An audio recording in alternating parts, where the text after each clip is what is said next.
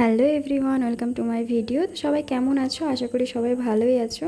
তো আজ ছিল নীল ষষ্ঠী পুজো, তো আমিও ব্রত করেছিলাম।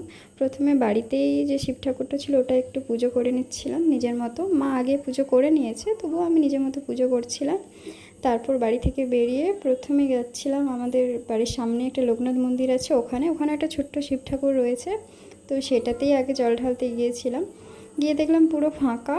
এখানে খুব একটা ভিড় হয় না, তবুও দেখলাম একদমই ফাঁকা। তো নিজের মতো করে পুজো করলাম, আর ঠাকুরমশাই বাইরে থেকেই মন্ত্র বলে দিচ্ছিল। তো যাই হোক, পুজো সেরে ওখান থেকে আবার বাড়ি চলে এলাম। তারপর আবারও এই দেখো 3 জনে মিলে বেরিয়েছি শিব মন্দিরে যাওয়ার জন্য।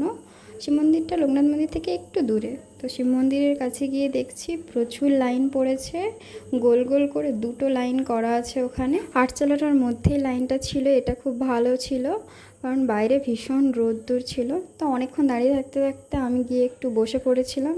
আর এই দেখো, এই পুচকেটা আমার সাথে গল্প করছিল, দুজনে মিলে গল্প করছিলাম। তো এই করে করে প্রায় 1 ঘন্টা পর এই পৌঁছালাম মন্দিরের কাছাকাছি।